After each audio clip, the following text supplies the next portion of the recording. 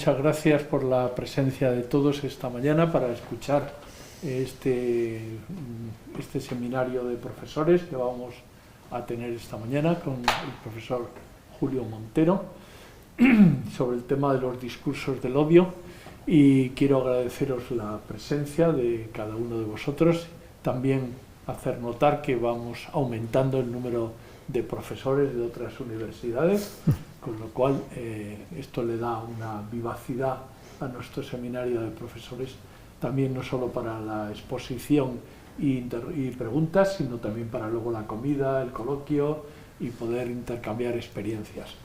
El tema de los discursos del odio es un tema que cuadra muy bien con la temática de fondo de nuestros seminarios de profesores, que, como recordáis, es violencia y hecho religioso. Con esta sesión ya tendríamos ya 6 seminarios de profesores, por tanto 6 temas ya expuestos y abordados. Luego nos quedan otros tantos que hablaremos de ellos en la convivencia que tendrá lugar en Los Rosales, en Villaviciosa de Odón, en noviembre de este año. Del 6 al 8 de noviembre, reservar en vuestras agendas, porque tendremos allí esos 3 días, tendremos ya un buen grupo también de sesiones sobre violencia y hecho religioso, y todo eso hará que en junio del 2024 podamos entregar a Ediciones Rial todas las comunicaciones, de modo que podamos en muy poco tiempo disfrutar de un libro que se llamará así, Violencia y hecho religioso, que recogerá todos los seminarios de profesores.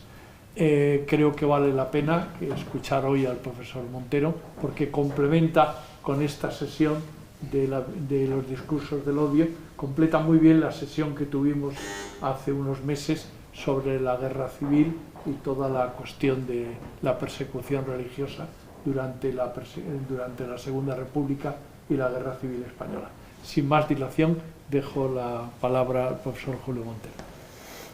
Muy bien, pues muchas gracias por la invitación, y vamos a ver, claro, si esto va de historia, yo no voy a hablar mucho de historia, o sea que son discursos de odio en los medios de comunicación, y aunque habrá algunas referencias de carácter histórico, serán pocas, porque me voy a centrar fundamentalmente en la exposición de algunos de los resultados de un proyecto de investigación en el que venimos trabajando todo un grupo de personas, que irá apareciendo, irán apareciendo las universidades de referencia en las que trabajamos, y que responden, como diría yo, no tanto al odio en sí mismo, como ha salido en una conversación. O sea que, por decirlo suavemente, esto no va de odio, sino va de expresiones que fomentan presuntamente el odio y que aparecen en los medios de comunicación en forma digital. Es decir, que las concreciones son grandes, como veis, y por eso la primera imagen que he querido poner es la de un iceberg, ¿no? Porque los discursos del odio tienen importancia no tanto por lo que se ven, sino por lo que no se ve. Y el interés de los discursos del odio no es tanto lo que se manifiesta, sino lo que hay debajo de ellos. Y por lo tanto, en las investigaciones entendemos que es más importante ver las 9 partes que hay debajo de la parte que se ve de ese bloque de hielo tan inmenso, ¿no? Bien, ¿qué son los discursos del odio? Porque discursos del odio no es insultar a un inmigrante mientras pasea por la calle o cruza un semáforo, ¿eh? Los discursos del odio específicamente son discursos, es decir, expresiones orales, escritas, en memes, en imágenes, en fin, discursos en términos generales, no solo orales o escritos, que se expresan de manera pública. Es decir, un discurso del odio no es una agresión verbal llena de sentido negativo a alguien que está en tu casa y que solo te enteras tú y él de lo que estás diciendo.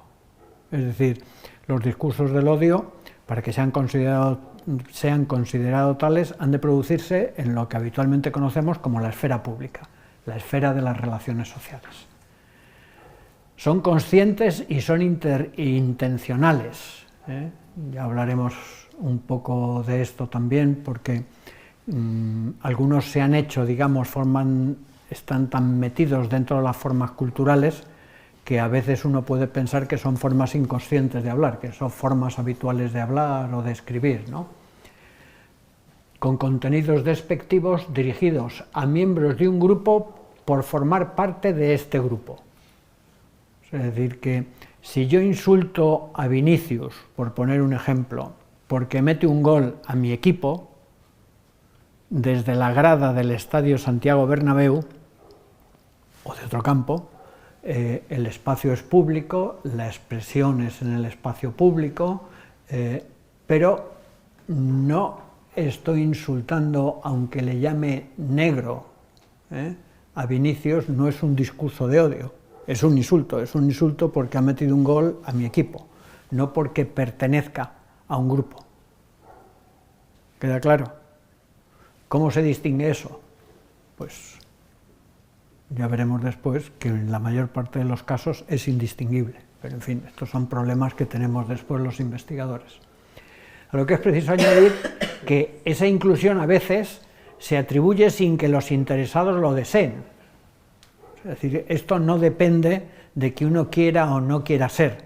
Habréis visto algunas películas, fueron relativamente frecuentes en los años 80 y 90, en que personas de grupos que eran claramente discriminados se negaban a ser de ese grupo y actuaban como siendo de otro grupo y procuraban adoptar formas culturales y modos de expresión propios de otro grupo. De hecho, por ejemplo, durante muchos años, hasta los años 80, el movimiento por los derechos civiles norteamericanos, en ese deseo de identificar la igualdad de derechos, llevaba, desde los puntos de vista actuales, a decir que los deseos de integración por parte de los dirigentes negros norteamericanos, afroamericanos, lo que pretendían era eliminar lo que tenían de afroamericanos para blanquearse, por hablar de algún modo, y por lo tanto dejar de ser afroamericanos. Es un punto de vista. Por lo tanto, atribuida sin que los interesados lo deseen o hasta que se sientan ajenos de ello. Bien, ¿qué ocurre con los discursos del odio? Pues el mayor problema de los discursos del odio, desde el punto de vista de su expresión, es que cuando se dan en los estados democráticos liberales es muy difícil distinguirlos de la libertad de expresión. O sea, se producen en un campo que está protegido por la libertad de expresión, que es un bien que nadie duda de su carácter positivo y que nadie piensa eliminar. ¿Hasta qué punto entonces, o en qué medida y en qué casos, tenemos que ir a eso? Y sobre todo, otro de los problemas que veremos y que hay que plantear después es todas las expresiones que conducen al odio o que generan odio, ¿son delitos de odio? Porque se han definido, comienzan a definirse, en España están definidos determinados casos de delito de odio, que uno puede denunciar, acudir a un juez y si hay delito, pues se aplica la pena correspondiente y ya está. Ahora bien, ¿dónde está la diferencia entre el delito y la expresión que favorece el odio? Pues no son fáciles. Existen, porque está el Código Penal, ¿no? Pero la aplicación de esos principios no siempre es fácil. Vamos a ver. Bien, estas expresiones se dan igualmente en otros países que no son democráticos. Y en estos casos, muchas veces lo que existen son campañas organizadas por parte de los gobiernos o incluso por parte de los estados para de manera sistemática denigrar de manera pública a grupos o étnicos o religiosos o políticos o culturalmente diversos, porque se consideran enemigos del régimen, del gobierno, de la estabilidad, de la cultura, de lo que se quiera, ¿no?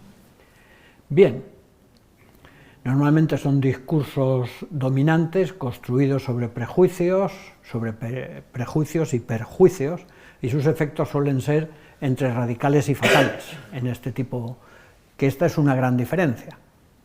Es decir, en los países democráticos los discursos del odio pueden fomentar acciones ilegales, auténticos delitos, los pueden fomentar y de hecho los fomentan, mientras que en los países en que estas campañas están dirigidas por los gobiernos, las cosas conducen a, vamos a llamarlo, a pogroms, ¿no? A actos de violencia organizados o por lo menos tolerados e inducidos. La diferencia no es poca. Bien, entonces, los discursos del odio han existido siempre. Esto no es un tema de ahora, ¿no? Y sobre todo, lo que ha existido siempre es el odio, ¿no? O sea, que esto es un asunto que a veces, no que a veces, que desde mi punto de vista tiene infinitamente más importancia que los discursos del odio, porque las acciones generadas por el odio y movidas por el odio, que constituyen delitos y delitos flagrantes la mayor parte de las veces, pues no son escasas, y paradójicamente se producen, como veremos, en aquellos países en los que menos se estudian los discursos del odio. Pero en fin, sobre eso volveremos. He puesto, esto es el índice de un libro en el que voy a colaborar sobre los delitos del odio, y como veis, el libro se divide en dos: discursos del odio en el pasado, entendiendo por pasado el siglo XX, o sea que es un pasado recién pasado, casi, o sea que, pero ya veis que el libro casi está equilibrado en lo que se refiere a temas, porque los editores querían manifestar que tanto peso y tanta importancia habían tenido en la historia como tienen en la actualidad. Bien. Tras esta situación, digamos, aquí voy a intentar, es un poco surrealista la presentación que voy a hacer, pero en fin, es que si no, hablar de discursos del odio es un asunto tremendamente negativo, ¿no? Y damos un poco de sentido del humor a esto, estamos muertos, ¿no? Pues estas son las cosas que vamos a hacer. Es decir, ¿qué hace un grupo como nosotros estudiando un tema como este? El nosotros no os incluye a vosotros, es un nosotros que se refiere al grupo de investigación en el que trabajo. ¿Por qué y cómo nos adentramos en el análisis de los discursos del odio? ¿Hacia dónde nos dirigimos? Muros, zanjas y otras trampas, y granitos de arena, que son las aportaciones que vamos haciendo. Bueno, esto es la parte de abajo del iceberg, que es de lo que vamos a hablar ahora. Es decir, vamos a hablar de un asunto húmedo, desagradable y frío. Esto es para animar a mis chicos, siempre se lo pongo, somos buenos en casi todo. O sea que la historia de la comunicación social, pues lamentablemente no interesa a las autoridades que financian la investigación en este país. Y tuvimos que comenzar en otro ámbito. Nos hicimos emigrantes intelectuales. ¿Por qué y cómo? Bueno, como ocurre con todas las investigaciones, cuando uno se acerca a un tema, y valga aquí el chiste y la broma, ¿no? O sea, los discursos del odio, cuando nos acercamos a ellos, y eso que nos acercamos, el primer análisis que hicimos, el primer trabajo que realizamos, fue un análisis de toda la bibliografía publicada hasta ese momento, en el 2019. O sea que, y por lo tanto, nos metimos bastante a fondo en cuáles eran las tendencias, los modos de trabajar, las orientaciones y todo eso. La primera impresión que tienes es que te metes en algo que se parece, no lo voy a decir aquí delante de la cámara, pero casi a una pelea de negros en un túnel, ¿no? O sea, algo oscuro en el que no se ve, y cuanto más te acercas, más facilidades tienes de que uno de los sopapos te alcance a ti, ¿no? Es un terreno en el cual hay que ser muy prudente en las expresiones, en el que hay enormes susceptibilidades y en el que parte del interés que tienen los discursos del odio han nacido de susceptibilidades específicamente universitarias, que han nacido en campus universitarios. Entonces, intentar poner luz y aclarar las cosas, establecer una metodología que sirviera para avanzar y que sirviera para distinguir, porque bien, de noche todos los gatos son pardos, ¿no? Pero, y aunque no haya una cosa totalmente blanca ni totalmente negra, como dicen siempre las gentes, especialmente los periodistas, la gama de grises no tiene las mismas intensidades. La gama de grises es muy distinta y para eso estamos teóricamente quienes nos dedicamos a las ciencias sociales, para establecer con claridad esas gamas de grises y decir que unos son muy, muy, muy oscuros, casi negros, y otros son muy, muy, muy claros, casi blancos, ¿no? Lo primero es que no todas las expresiones de odio son iguales. Una de las cosas que más nos llamó la atención es que se hablaba de expresiones del odio y en expresiones de odio iba casi desde las palabras que preceden a una puñalada hasta una expresión en el metro porque te había pisado un inmigrante, ¿no? Desde un chiste hasta un ensayo, desde un artículo en una página web que llama al movimiento contra determinado grupo hasta un meme. Entonces, todo eso, cuando se investigaba, todo eso era discurso de odio. Es verdad, todo eso es discurso de odio, porque son expresiones que favorecen, de alguna manera, acciones de odio, o pensamientos de odio, o lo que se podría llamar la cultura del odio, ¿no? Pero ya se ve que no todas son iguales. No todas las expresiones de odio son iguales porque también se odia a cosas distintas. No es igual odiar a la mujer, que odiar a los emigrantes, que odiar a los gays, que odiar a los pobres, que no son iguales. En nuestro estudio establecimos 14 cosas distintas que podían ser odiadas. O sea que, y naturalmente había una que se llamaba otras, o sea que dentro de otras cabían más, ¿no? Después, no todas las expresiones de odio son iguales, porque se expresan en medios distintos. La misma expresión, la misma frase, dentro de una novela, o dentro de un ensayo, o dentro de un artículo, o dentro de una noticia, o en Facebook, o en Twitter, o en televisión, o en radio, aunque fuera lo mismo, no es lo mismo. Es decir, es preciso también distinguir cuáles son los espacios, cuáles son los medios a través de los cuales se difunden los discursos de odio. Y después, las expresiones de odio tampoco son iguales cuando se producen en escenarios distintos, no ya en medios distintos, ¿eh?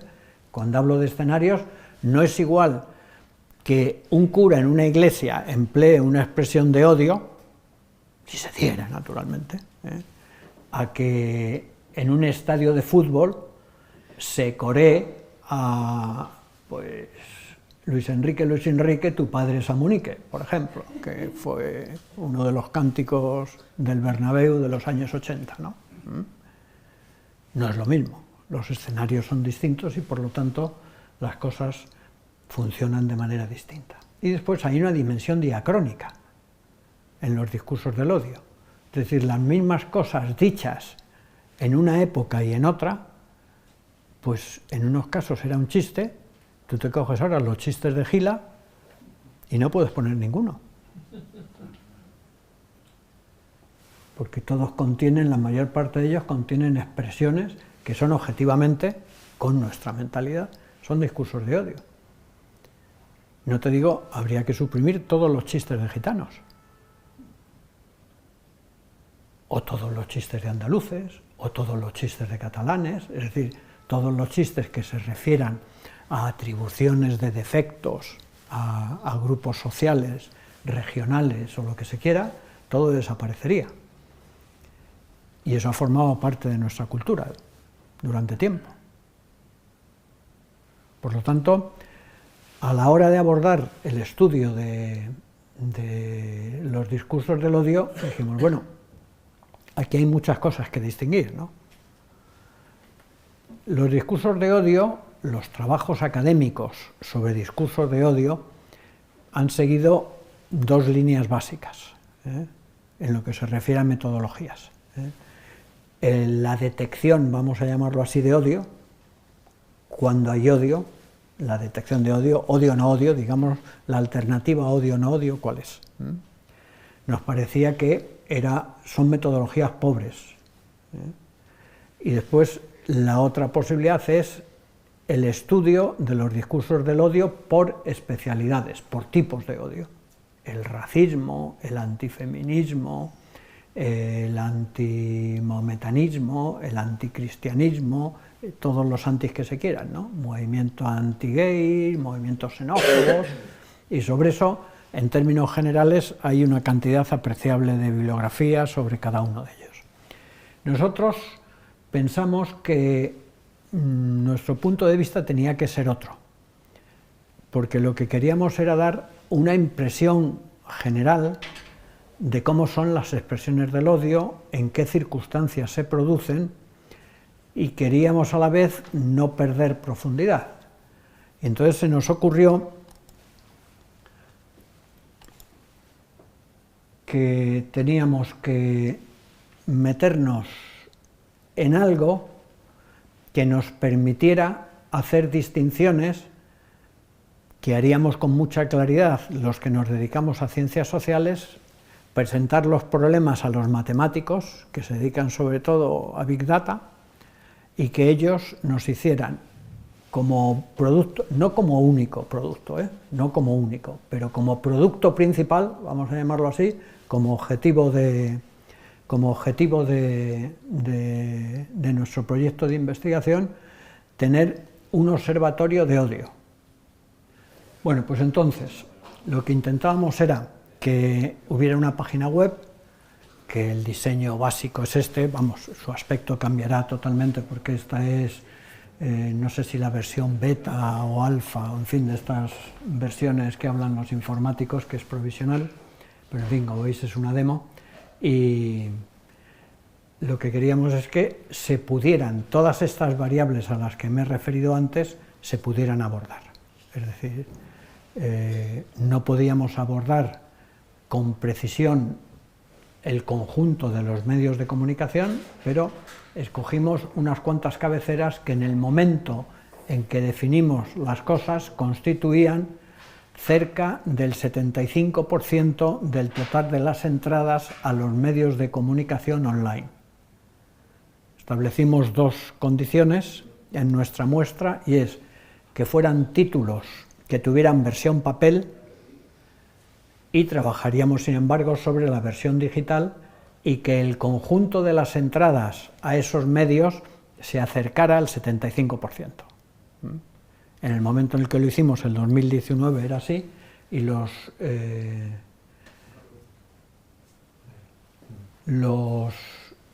medios que escogimos fueron El País, El Mundo, ABC, muchas gracias, 20 Minutos y La Vanguardia. Entonces, sobre esos hemos trabajado, y sobre las versiones que incluye su presencia en la web, a la que tiene acceso todo el mundo, las versiones en Facebook de estos mismos medios y las versiones en Twitter de estos mismos medios. Tanto lo que dicen los periódicos por sí mismos, digamos, como, sobre todo, las intervenciones a las que se abren los comentarios de los lectores. Es decir, hemos tratado igual los comentarios de los lectores que los artículos que decían los periodistas. Bien, y hemos tratado texto, no hemos tratado fotos. Esa fue la primera limitación, y sobre eso hemos trabajado. Establecimos 6 niveles de odio que iban desde el simple comentario despectivo indirecto, que es casi como un modo de hablar, hasta el grado máximo era la llamada a la acción. A estos tíos lo que hay que hacer es echarlos. Por ejemplo, ahí se movía el arco. Había toda una serie de variables. Ya iré explicando después qué problemas tuvo eso. Establecimos también un catálogo de 14 cosas que se podían odiar. Perdón, en las 6 categorías de odio que establecimos, de intensidades de odio que establecimos, claro, nosotros íbamos a trabajar preparando a una máquina que iba a descargar los contenidos sobre los cuales iba a trabajar un algoritmo que se iba a elaborar. Por lo tanto, no cabe la interpretación de sentidos que no sean literales.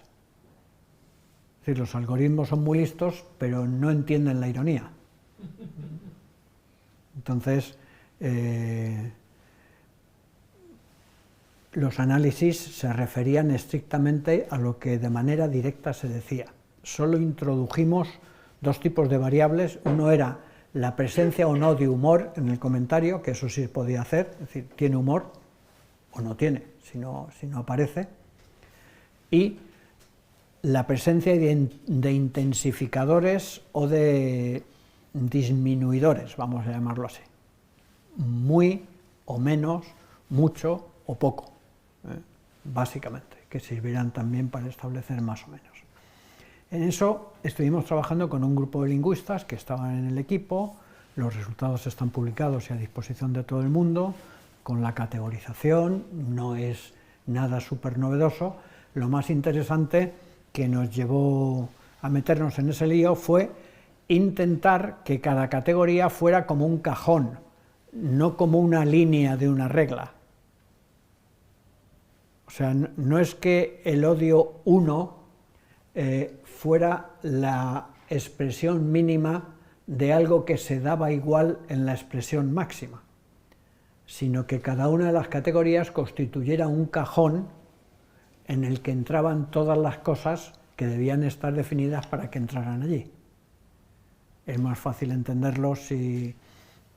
Es decir, nosotros no estábamos hablando de que hubiera más cantidad de odio, estábamos hablando más bien del color del odio, si se me permite la expresión. Es muy fácil tener un cajón donde están todos los azules, o todos los verdes, o todos los rojos. Y en esos cabe su gradación, pero no se confunde un azul con un rojo. Quedan... Bueno, hay posibilidades, todos lo sabemos, pero en fin, es más fácil distinguirlos, ¿no?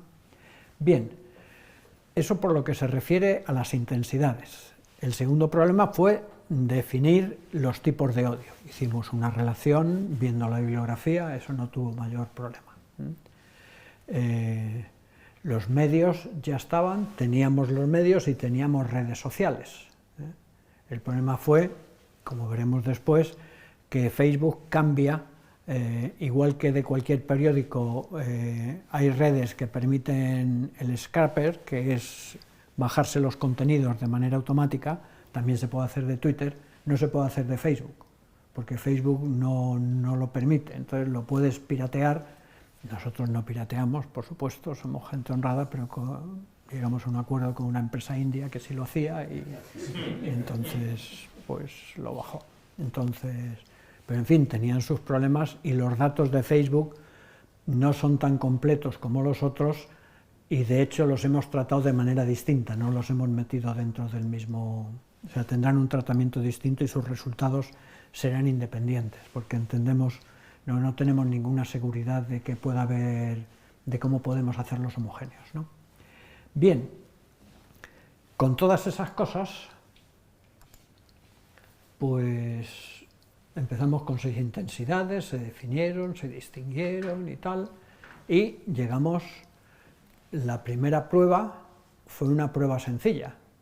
Los matemáticos nos dijeron, muy bien, para hacer el algoritmo nosotros necesitamos que seres inteligentes cataloguen un número suficiente de mensajes para que la máquina pueda aprender. Y dijimos, bueno, pues esto no tiene ninguna dificultad, somos muchos investigadores. Ah, muy bien, estupendo. ¿Cuántos necesitan ustedes? Pues con 1,5 millones tenemos bastantes. Entonces, 1,5 millones, os aseguro que es una cantidad enorme. Era solo el contenido de mensajes de un mes, del mes de enero del 2021. O sea, el conjunto de todos los contenidos, quitados los anuncios y todo eso, de los medios que os he dicho, y de su versión en Twitter, quitando Facebook, fue un Excel, vamos a llamarlo así, de 1,5 millones de líneas. Entonces, en cada línea, los etiquetadores, los investigadores, tenían que decir qué intensidad de odio había, si tenía amplificador o disminuidor, si tenía o no tenía sentido del humor, qué tipo de odio tenía, y el resto de las variables venían dadas por los metadatos del periódico, o sea, la sección del periódico en la que estaban, la fecha, el lugar al que se refería, todo eso ya te lo da el periódico, no necesitas. Hicimos un primer ensayo con los investigadores y nos dimos cuenta que era una cosa de locos y decidimos contratar a 2 personas que se dedicaran exclusivamente a etiquetar, porque el mayor problema era lograr que la misma noticia coincidieran 2 evaluadores, porque claro, lo que hacíamos es que la misma noticia la evaluaban 2, y después un equipo lo que hacía era, en caso de no coincidencia, primero los evaluadores se ponían de acuerdo y decidían una, y si no había acuerdo entre ellos, pasaba al equipo de los máximos que decidíamos, y entonces nos dimos cuenta que aquello era una locura, y que con el ritmo que llevábamos, probablemente en 10 años habríamos decidido cómo se odiaba el 2019, y ya no nos serviría porque habían pasado 10 años. Entonces decidimos contratar a unas personas que dedicaron entre 8 y 10 horas diarias a trabajar en esto. Fue más fácil que se pusieran de acuerdo, porque fue más fácil coordinar qué sentía y qué entendía cada uno, y según avanzó el asunto fue más fácil, y nosotros lo que hacíamos era el 10% de esos mensajes los reevaluábamos el equipo de por encima. Si el 10% era coherente, validábamos el total, y si no era coherente, se revisaba todo el bloque. Los bloques se hicieron bloques de 10.000 mensajes para que fuera más fácil trabajar con ellos, y 3 meses después, 4 meses después, tuvimos etiquetado 1,5 millones de información, y por lo tanto pudimos pasar la información a los matemáticos. Y los matemáticos comenzaron a trabajar sobre el algoritmo.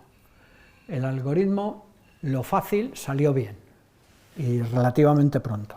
O sea, la distinción odio-no odio, el algoritmo nos dio lo que ellos llaman una accuracy, una seguridad, digamos, del casi el 98, 97 y pico %, es decir, muy bien, muy buena. Ni siquiera se necesitaba tanta, funcionaba bien, pero el problema fue cuando les dijimos, muy bien, ya hemos logrado lo que hace todo el mundo, que es distinguir odio o no odio. Hasta ahora no hemos hecho nada. Si queremos empezar a aportar algo nuevo, vamos a empezar con intensidades, que el algoritmo nos distinga intensidades. Ahí empezaron los problemas porque las 6 categorías tan cuidadosamente establecidas, como unas eran muy frecuentes y otras muy poco frecuentes, pues digamos la red del algoritmo o se le escapaban o se le atascaban. Entonces tuvimos que reducir las 6 categorías a 3. Y sobre las 3 estamos ahora en una accuracy del 70, que está bastante bien en un algoritmo teniendo en cuenta que trabaja solo sobre cosas que al 98% son odio, o sea que la medida segunda es buena. El siguiente problema, pues el siguiente problema es el que tenemos ahora y que vamos a ver cómo lo resolvemos, es que en una expresión de odio caben muchos tipos de odio. Yo puedo odiar a Shakira porque soy barcelonista y estoy con Piqué, porque es mujer, porque es colombiana, porque es emigrante, o vete tú a saber por qué, ¿no? Y no será infrecuente que en un artículo sobre Shakira aparezcan por lo menos 2 o 3 motivos. Y entonces, si tengo que catalogar, el que cataloga no tiene ningún problema, ha catalogado los 3 tipos que aparecen, pero la máquina ¿cómo distingue, no? A nosotros nos parecía que era muy fácil. Esto me sorprendió porque, claro, cuando sacas la relación de expresiones de odio, lo que sacas a continuación es un proceso relativamente complicado, pero lo sacamos, es lo que se llama una librería de expresiones de odio, es decir, palabras que están asociadas, no que necesariamente y de manera directa denotan odio, sino que están asociadas por ejemplo, Ayuso. Ayuso, pues no tiene, pero claro, Ayuso en campaña electoral es denotativa de odio, casi siempre. O Sánchez, vamos. Entonces hay todo un conjunto de términos que, aunque en sí no denotan odio, están asociados, son denotativos de odio, ¿no? Y entonces todo ese conjunto se hizo, todo ese trabajo se hizo, y yo pensé que sería fácil ajustar la librería de manera temática. Pero eso no parece difícil, lo que parece difícil es que la máquina decida cuál de ellos, porque la solución que encuentran los matemáticos por ahora es que en vez de 14 expresiones de odio, las expresiones de odio son la combinación de todas esas categorías posibles. Gracias a Dios no se dan las 14 en ningún sitio, y lo que nos han dicho es que como mucho, lo más frecuente es que se den de 2 en 2, pero claro, las combinaciones pasan de 14 a 300, y entonces las dificultades, bueno, están resolviendo eso. Hay unos, al parecer, yo no sé, gracias a Dios, nada de matemáticas, pero en fin, parece que es una cuestión de resolver unos problemas matemáticos que esperemos que resuelvan. Ahora mismo estamos en ese punto. Lo que quiero decir es que, como veis, tener las cosas claras no siempre. Las complicaciones son grandes. Esto es, por ejemplo, el esquema de limpieza de mensajes, ¿no? Que es un asunto que parece tan obvio, tan sencillo, y es una complicación grande. No me voy a meter en ello porque no merece la pena, ¿no? O un proceso simple, el etiquetado, ¿no? Que parece que es un asunto muy sencillo. Tú creas un manual, se lo das a un tipo que es inteligente, él se pone a leer, solo tiene que meter en una base de datos las cosas que va viendo, pero hay problemas.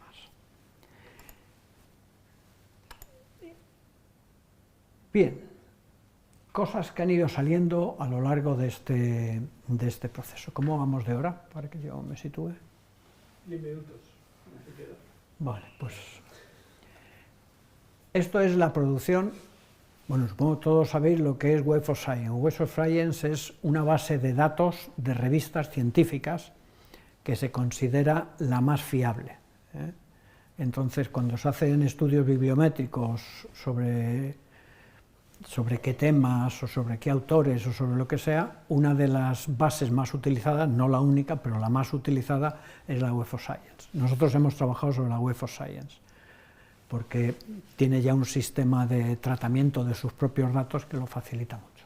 Entonces, en la Web of Science, nosotros hicimos una relación de términos en inglés, discursos del odio, hate speech y diversos tipos, para que la base nos diera los resultados de revistas que contenían artículos que trataban sobre eso.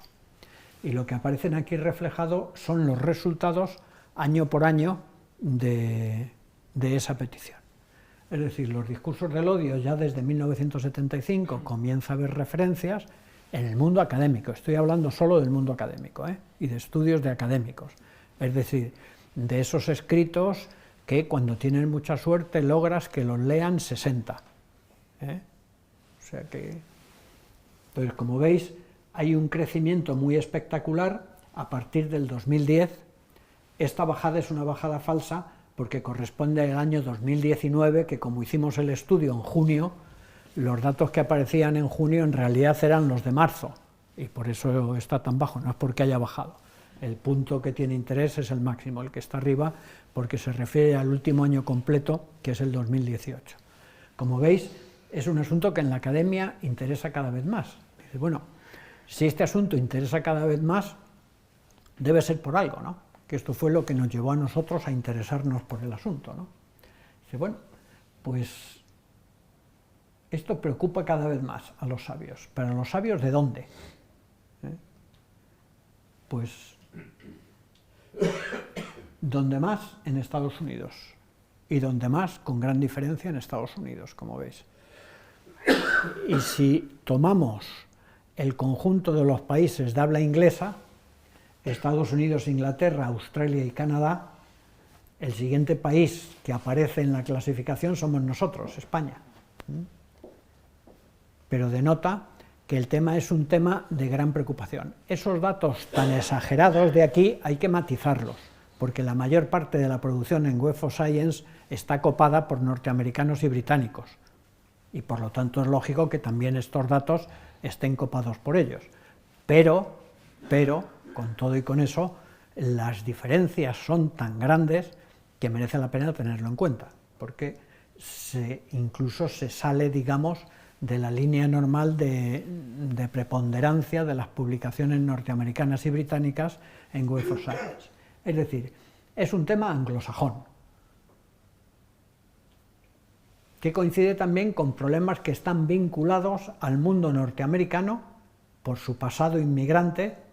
Es un país constituido de migrantes, por su diversidad étnica y cultural, y que corresponde a otro país también que está reuniendo ahora mismo en la antigua metrópoli todo un conjunto de personas procedentes de su viejo imperio, ¿no? Y por lo tanto con una diversidad cultural, étnica también bastante notable, o sea que no es extraño que aparezcan ahí. Bueno, esto necesitaríamos... Esto es,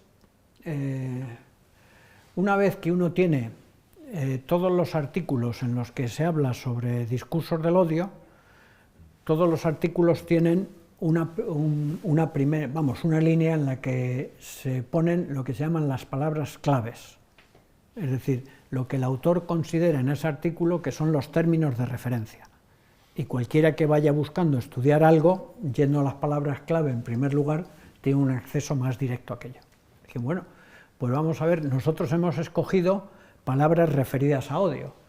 Vamos a ver las palabras de odio, qué referentes tienen, con quién vienen acompañados. Entonces, en este gráfico se muestran las correlaciones que vienen expresadas en la línea, que aquí son muy tenues. Cada línea, el grosor de cada línea, denota la intensidad de una relación. Es decir, esta línea entre... no leo nada, pero en fin, entre esta y esta, denota un número determinado de veces en las que esos dos términos, en todas las palabras claves, han aparecido unidos en el mismo artículo. Yo creo que esto es más claro, relativamente, porque es la misma información organizada temáticamente, por clústeres, es decir, ¿qué tipo de relaciones tienen esas palabras? Pues el tipo de relaciones que tienen, como veis, hay tres grandes bloques. Lo que se refiere a leyes, es decir, todo lo que tiene que ver discursos de odio y en el fondo regulaciones legales, y por lo tanto vinculación, discursos del odio, delitos de odio. El clúster de comunicación, en el que los términos son social media, Facebook, en fin, son todos términos que están ligados a términos propios del ámbito de la comunicación. El otro, el clúster de la violencia, es decir, cuando el número de artículos, el número de palabras que denotan violencia y que reúnen y presumiblemente tratan de cómo los discursos del odio generan violencia, que son también, como veis, un número importantes. Y después tenemos, que es en el que me quiero detener más, en el clúster de espacios. Es decir, volvemos a lo anterior, ¿cuáles son los espacios en los que se tratan los discursos del odio y qué origen geográfico tienen. Y nos vuelven a aparecer los que teníamos antes, es decir, no solo es que autores norteamericanos y británicos escriban sobre discursos del odio, es que los norteamericanos y británicos escriben sobre discursos del odio en Estados Unidos y Gran Bretaña. Y uno puede decir, caramba, tan importantes son las cosas. Vamos a discursos del odio por áreas de conocimiento. Es decir, ¿cuáles son las áreas de conocimiento que más se han interesado por los discursos del odio? Pues claro, otros son muchos. Que otros tenga un espacio cada vez más grande, porque como veis, cada vez está por fechas abajo, cada vez el espacio de otros va creciendo más. Eso significa que cada vez hay más áreas de conocimiento interesadas en abordar los discursos del odio. Una muy característica, por ejemplo, la informática. Hay toda una línea de trabajo en informática que es precisamente la elaboración de instrumentos informáticos para medir el odio. Pero bueno, hay otros más. Psicología es la siguiente, que como veis ha entrado después de un crecimiento grande en una situación plana. Sociología, que también fue muy alto y muy fuerte desde el principio. La sociología fue precisamente el área de conocimiento en la que inicialmente se destacaron porcentualmente más y en cantidad los discursos del odio, pero también ha entrado en un nivel plano, digamos, ya hay especialistas que trabajan sobre ello. Comunicación, que hemos entrado también en esa línea ya, hemos tardado más que psicólogos y que sociólogos, pero estamos ya en esa línea también, de plano. Y derecho, que es la siguiente también.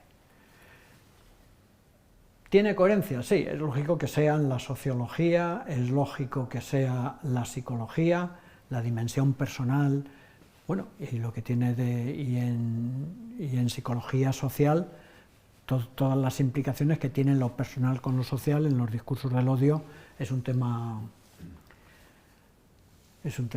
importante, ¿no? En la comunicación también porque por el protagonismo sobre todo de las redes sociales, que veremos también porque qué tipo de odio interesa más a cada área de conocimiento, que también puede ser interesante, no son exclusivos, pero en términos generales en otros la homosexualidad es el dominante. Es decir, se trate de lo que se trate, desde el área desde la que sea, es más fácil encontrarse un estudio sobre odio a homosexuales que sobre otra cosa. Sin embargo, en psicología, estoy fatal de la vista, en psicología es el racismo, el tema que más se aborda, también en sociología, y en comunicación, redes sociales.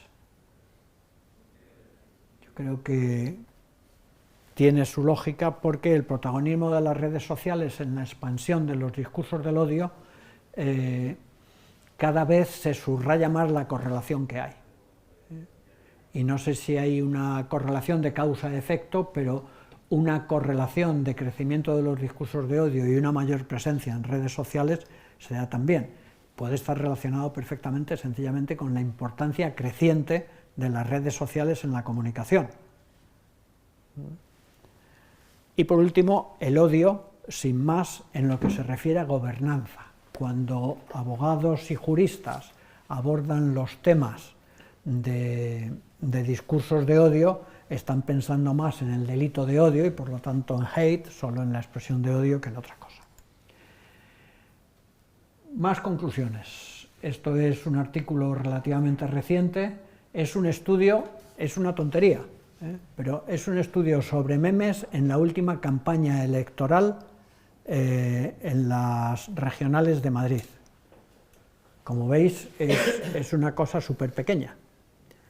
El interés que tiene es que, según se ha ido viendo el estudio de la campaña, los memes, que son una cosa tan simple, cada vez primero se polarizan políticamente, y de la polarización política, según avanza la campaña, se pasa al odio. Y el odio es cada vez más manifiesto, más explícito y más fuerte.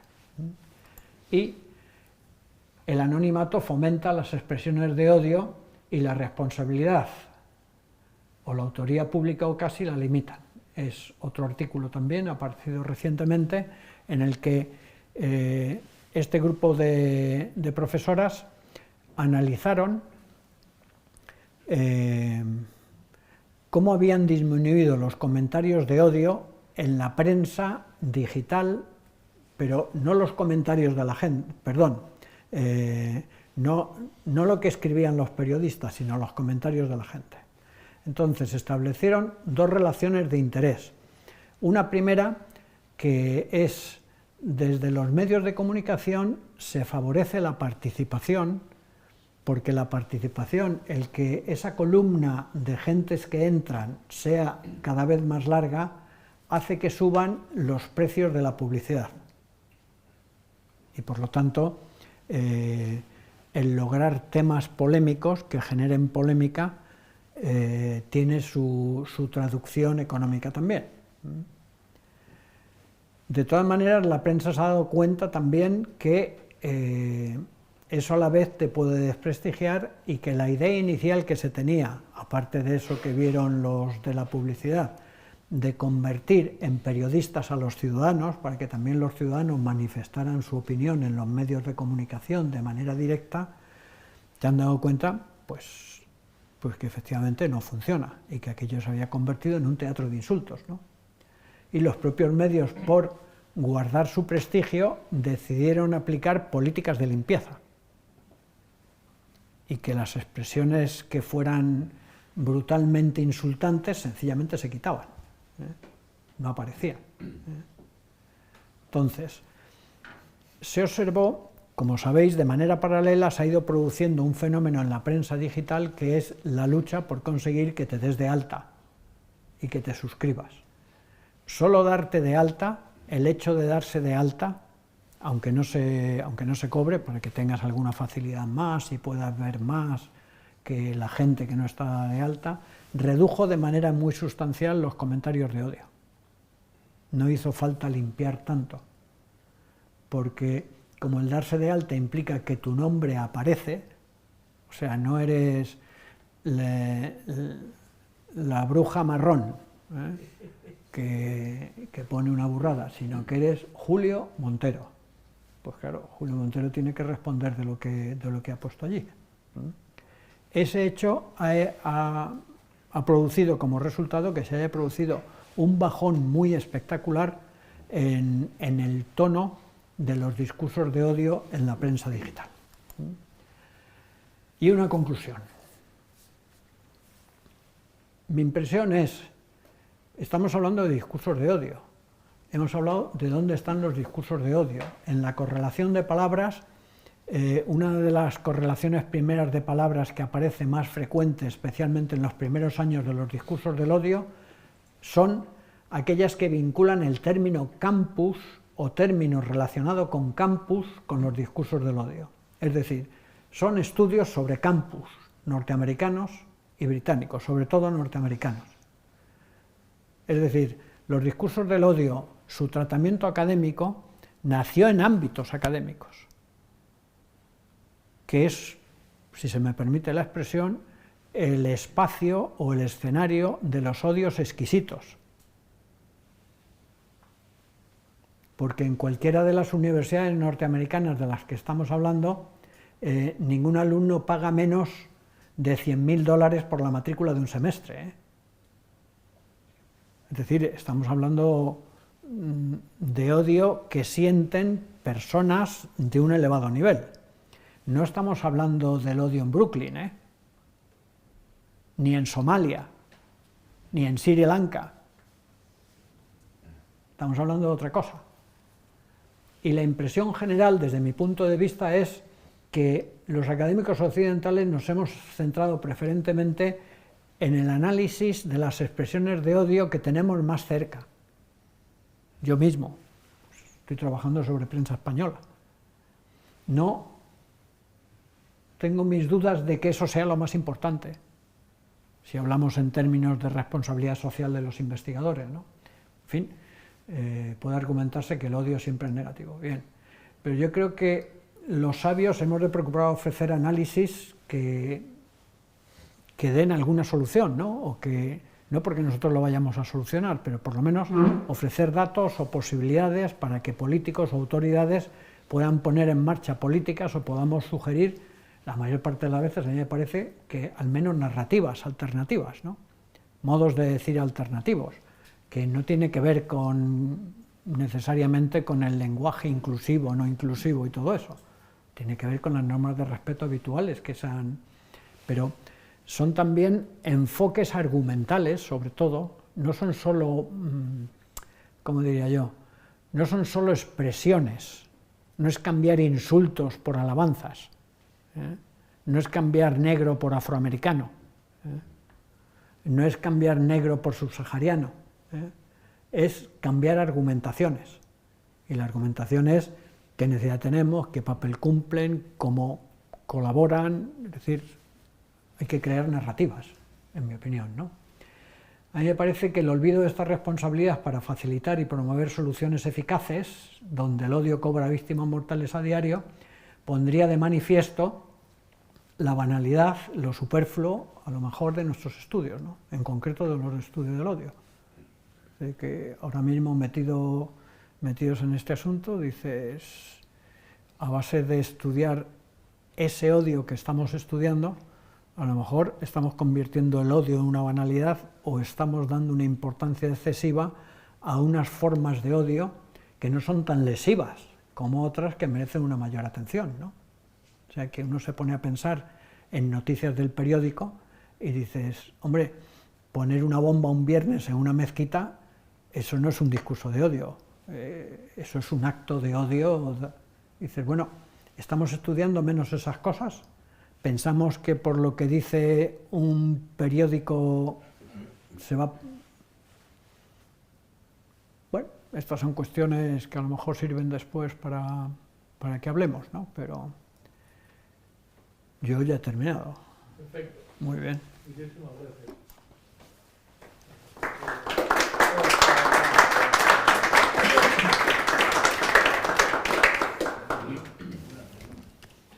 Has hablado antes de penalización. ¿Cuál es la situación ahora mismo jurídica? Pues no te sé decir exactamente, pero hay todo un conjunto de expresiones públicas que son denunciables y que de hecho se están denunciando, o que se consideran agravantes en determinadas circunstancias. Sí, no te sabría decir en concreto de ninguna. Por ejemplo, en la Comunidad Europea, por hablar de un término Sí. más amplio que España, Sí.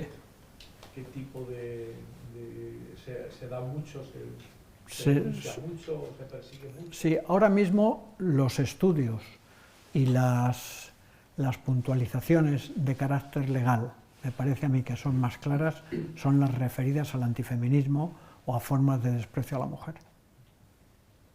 Esas me parece que son las que más arraigo legal tienen y más presentes están en las codificaciones penales. También de mujer, digamos, a género y a orientación sexual, esas son las líneas que me parece que están ahora más presentes. Están más presentes en la opinión pública las de racismo, pero no tengo tanta conciencia de, a lo mejor se están produciendo más denuncias de ese estilo, pero por lo menos no aparecen tanto en los medios. Sí que hay un discurso, sí que hay un convencimiento dentro de los medios de comunicación que forma parte, digamos, del estilo de los periódicos, en el que no se vinculan los delitos. Cuando se habla de un delito, no se vincula el delito ni a la raza, ni al origen, ni a la condición de emigrante o no de la presunta comitente del delito, ¿no? O sea que, igual que antes, pues que es crimen pasional en Horcasitas, ¿no? Era un titular del Caso, ¿no? Una revista ya desaparecida que trataba de esto, ¿no? Horcasitas estaba claramente situada, o Vallecas City, Ciudad Sin Ley, ¿no? Pues igual, ¿no? Pero ahora no aparece, pues 5 jóvenes marroquíes violan a una chica, no aparece. Una chica es violada por 5 jóvenes. ¿No parece como noticia, dices? ¿Qué? Como noticia, sí. Será la noticia sin esa concreción. No me parece mal, debo decirlo. Porque sí que hay formas de criminalización que no hace falta poner de manifiesto. Ahí entra también la libertad de expresión, ¿no? Pero en todas estas cosas funciona la prudencia, que es la virtud que nadie quiere asumir, ni gobernantes, ni periodistas, ni administración pública, nadie quiere asumir el ejercicio de la prudencia, ¿no? Que exige compromiso, ¿no? El caso que ha salido famoso y de lo de la televisión catalana de la Virgen del Rocío, Sí. eso se acaba de denunciar. Creo que los abogados cristianos han hecho una denuncia Sí. sobre el tema ese como odio. Yo creo que no tiene futuro. No digo que no haya odio, y no digo que no sea una burrada y que no me Han dicho moleste. que es libertad de expresión, por otra parte han dicho unos, pero estos han hecho una denuncia ya. O sea, se Sí. aceptó la denuncia, Se aceptó la... Sí, sí, el sí. tribunal aceptó. Sí, yo creo que no tiene futuro porque es difícil demostrar que los católicos somos en España un grupo minoritario sometido, débil, digamos, Ya. por nuestra condición de católicos. Pero no es... O sea que otra cosa sería eso en un país árabe, por ejemplo, ¿no? Ya. Pero ahí, bueno, ahí Eso pasan otras cosas, ¿no? No es odio a una religión, a una... No, Sino a los andaluces. a los andaluces Ya. o a los católicos, ¿no? Pero bueno, antes había un delito que era el de blasfemia, ¿no? Sí, Que sí. ha desaparecido, ¿no? Que recogía específicamente eso, claro.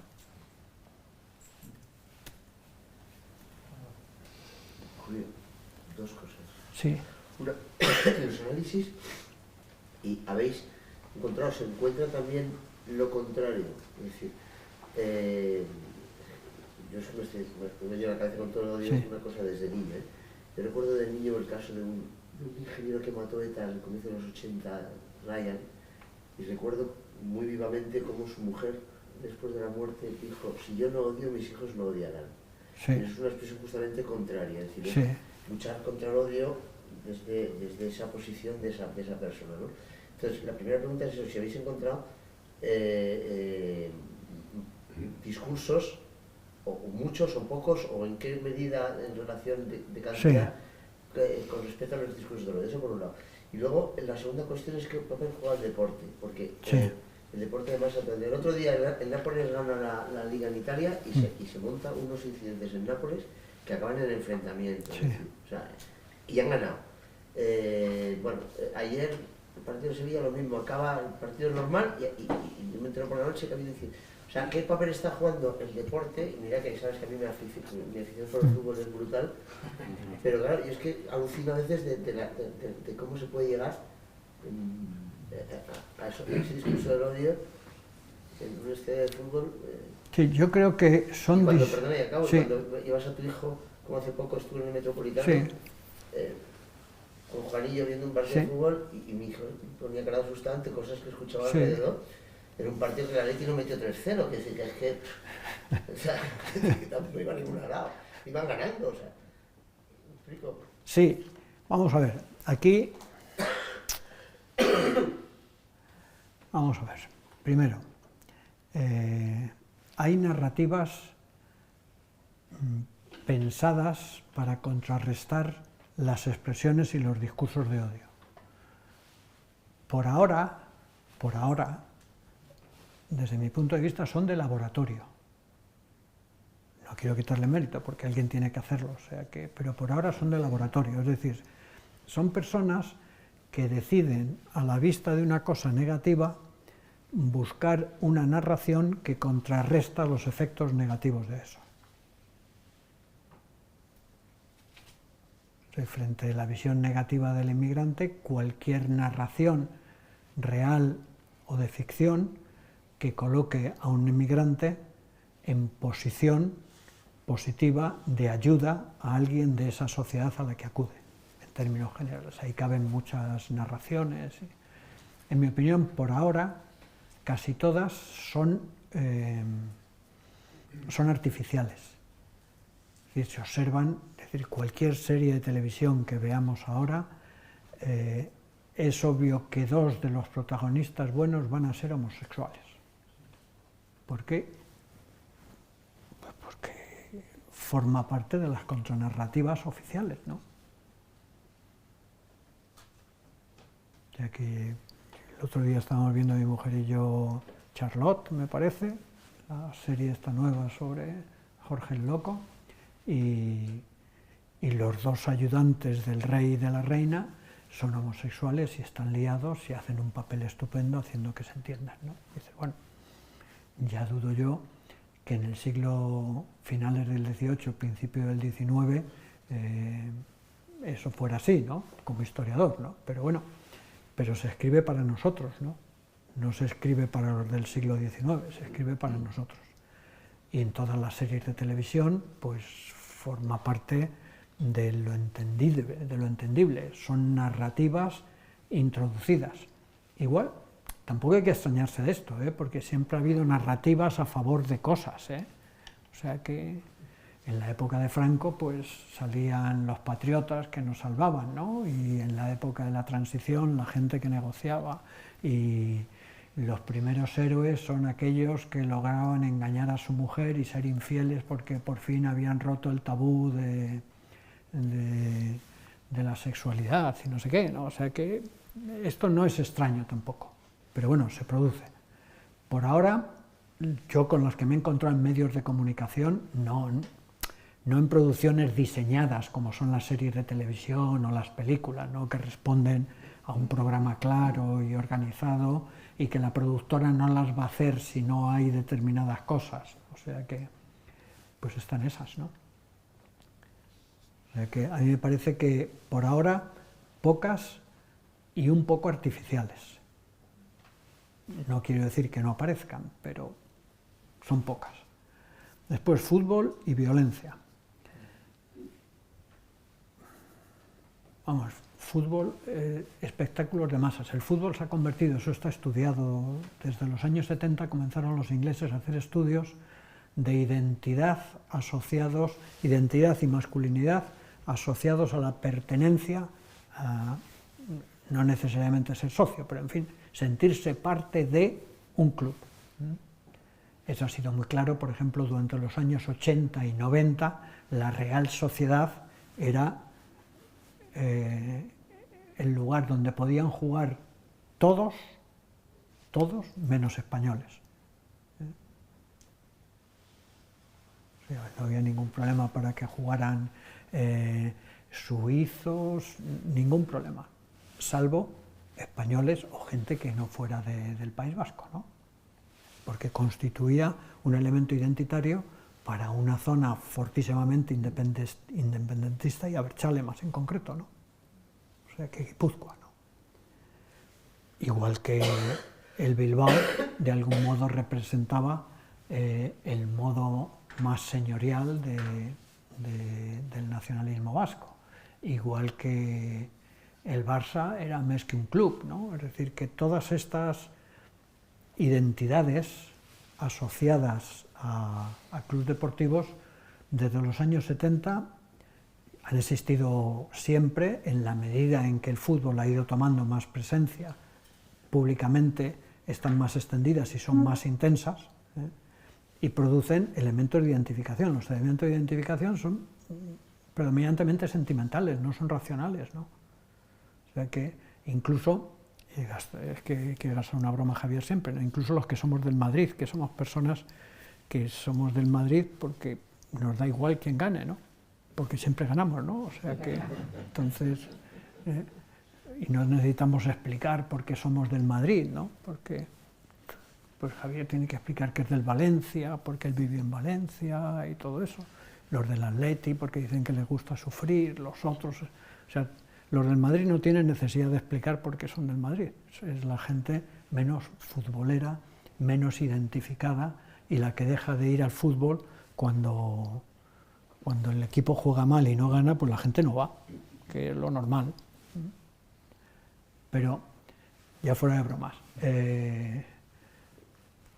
las identificaciones con las actividades deportivas, concretamente el fútbol, han sido muy fuertes. Son emotivas, no son racionales y por lo tanto,